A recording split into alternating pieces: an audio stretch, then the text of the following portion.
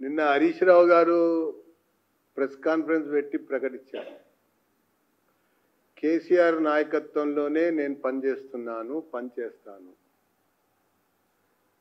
కేటీఆర్ నాయకత్వంలో కూడా పనిచేస్తాను.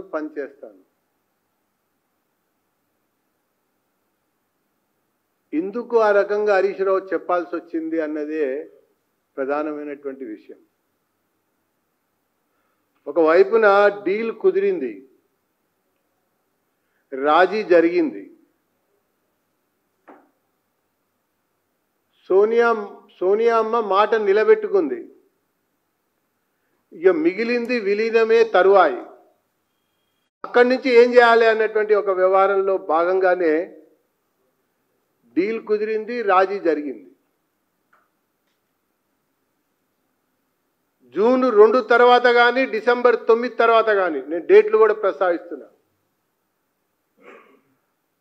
ఖచ్చితంగా విలీనం తథ్యం, ఖచ్చితంగా ముఖ్యమంత్రి మారటం తథ్యం. ఇది జరగబోయేటువంటి ఒక అంశం. దీనికి ఇప్పటికే ఈ యొక్క అంశంలో భాగంగా కవితకి కావాల్సిన న్యాయ సలహా అందిస్తున్నటువంటి అతిపెద్ద కాంగ్రెస్ పార్టీ అడ్వకేటుని ఏ రకంగా వీరు చట్టసభలో కూర్చోబెట్టారో కూడా మనం చూసాం. ఆ తర్వాత ఆ క్రమంలోనే విచారణ కమిటీలు మందగోడిగా ఎలా సాగుతున్నాయో కూడా మనం చూస్తూ వచ్చాం.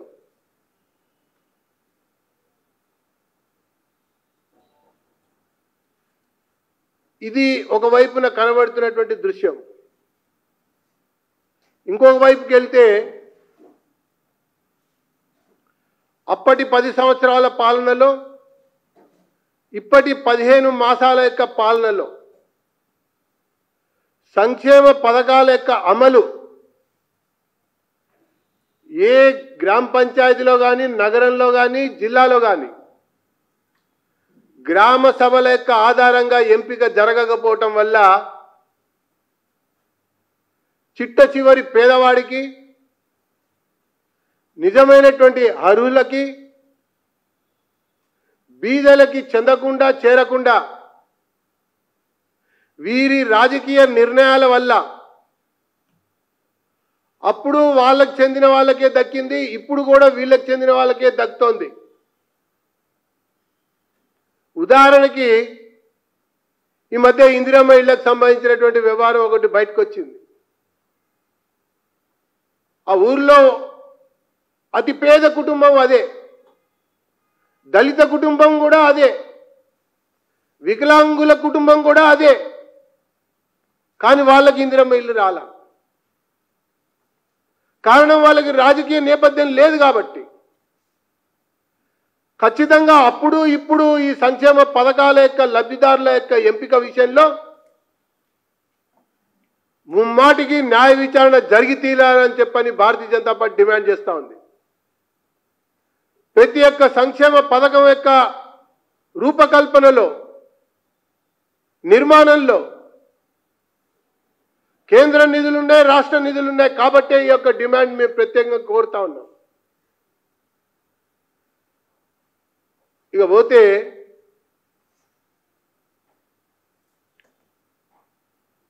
ఆపరేషన్ సింధూర్ విజయవంతమైంది. అనుకున్న లక్ష్యాన్ని అతి తక్కువ సమయంలో సాధించడంతో పాటు ప్రపంచ దేశాల్లో పాకిస్తాన్ని మరొకసారి ఏకాకిని చేసినటువంటి చరిత్ర భారత ప్రధాని నరేంద్ర మోడీ గారు. దాంతోపాటు ఈ ఆపరేషన్ సింధూర్ ఆగలేదు.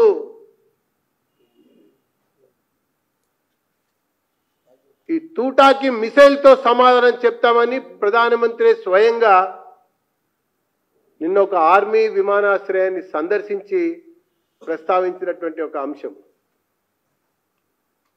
ఒకవైపున ఇది కనబడతా ఉంటే, ఇది మనం చూస్తూ ఉంటే ప్రపంచ దేశాలు కూడా భారత్కి బాసటగా నిలుస్తూ ఉంటే, ఈ భారతదేశంలో ఉన్నటువంటి కమ్యూనిస్ట్ పార్టీలు మొక్కుబడిగా మొట్టికాయలు కొట్టినట్టుగా ఉగ్రవాదాన్ని తప్పుపట్టారే కానీ ఇంతవరకు ఒక్కసారి కూడా కమ్యూనిస్టుల చరిత్రలో, కమ్యూనిస్టుల యొక్క సమావేశాల్లో, కౌన్సిల్ సమావేశాల్లో కూడా ఉగ్రవాదాన్ని అణిచివేయాలని కానీ, ఆ ఉగ్రవాదాన్ని పెంచి పోషిస్తూ ప్రేరేపిస్తున్నటువంటి దేశాల పట్ల కఠినంగా వ్యవహరించాలని కానీ ఒక్కసారి కూడా తీర్మానం చేసినటువంటి పాపాన పోలేదన్నటువంటి కమ్యూనిస్టుల యొక్క అసలు విషయాన్ని నేను బయట పెడతా ఉన్నా. సామాజిక మాధ్యమాల్లో రకరకాలుగా మాట్లాడుతున్నారు. మొదటి నుంచి కూడా దౌత్యపరంగా బంధించాలని చెప్పి అడుగుతూ వచ్చారు.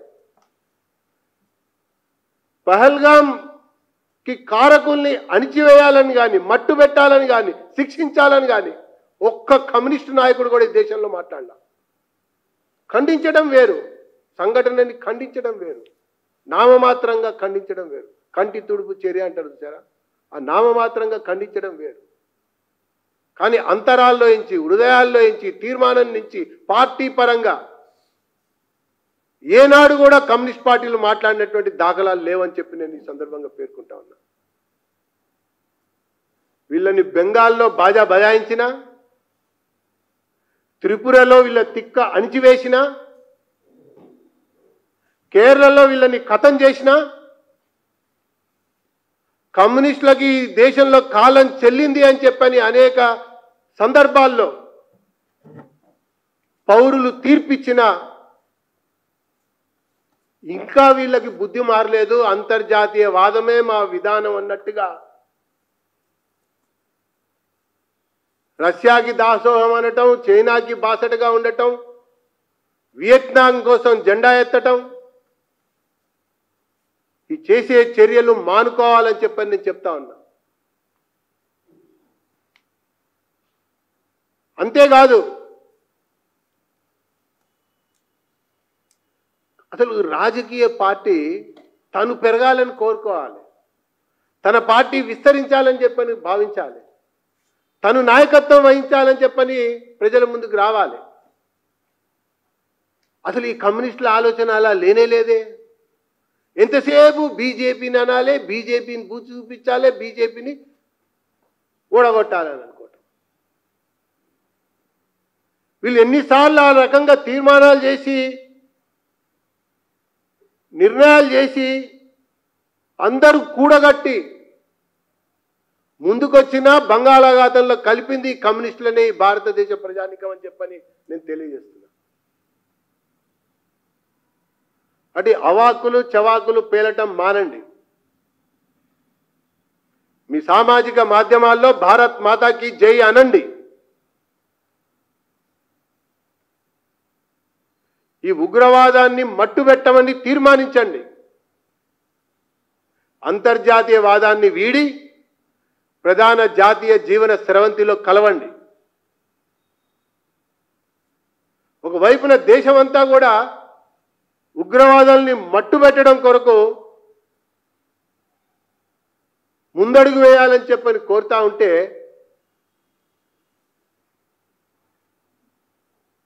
సమాజంలో హత్య మార్గం, హత్యల ద్వారానే సమాజం ఏర్పడుతుంది అని భావించేటువంటి వ్యక్తుల కొరకు ప్రతిరోజు మాట్లాడటం వీళ్ళకి పరిపాటి అయిపోయింది.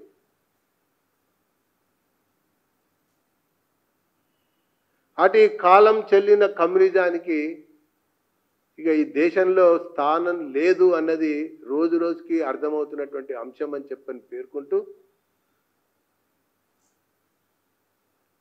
యావత్ భారతదేశం అంతా కూడా అటక్ నుంచి కాశ్మీర్, కటక్ వరకు, అటక్ నుంచి కటక్ వరకు, కాశ్మీర్ నుంచి కన్యాకుమారి వరకు, irrespective of caste, creed, region, religion, India is one, will be one, shall be one అని భావించే ప్రతి పౌరుడు కూడా ఈ తిరంగా యాత్రలలో పాల్గొనబోతా ఉన్నారు. పాల్గొనాలని చెప్పని మేము ఆహ్వానిస్తున్నామని చెప్పని తెలియజేస్తున్నాం.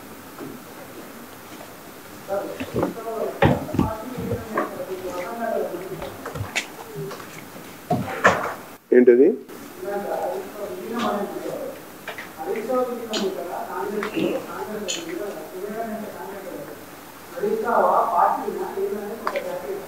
ఇప్పుడు కేసీఆర్ అనేక సందర్భాల్లో సోనియా అమ్మ మాట ఇచ్చింది అని చెప్పన్నాడు.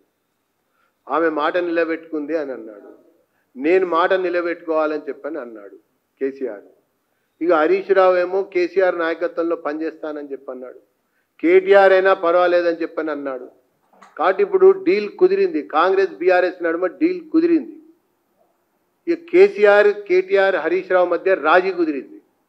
ఇక మిగిలిన తరువాయి భాగం ఏంది? అధికార మార్పిడి, పార్టీల యొక్క విలీన కార్యక్రమం. అది సంగతి. ఓకే, ధన్యవాదాలు. ఏంటది చెప్పినా కదా, జూన్ 2 తర్వాత 9 డిసెంబర్ 9 తర్వాత అని చెప్పిన.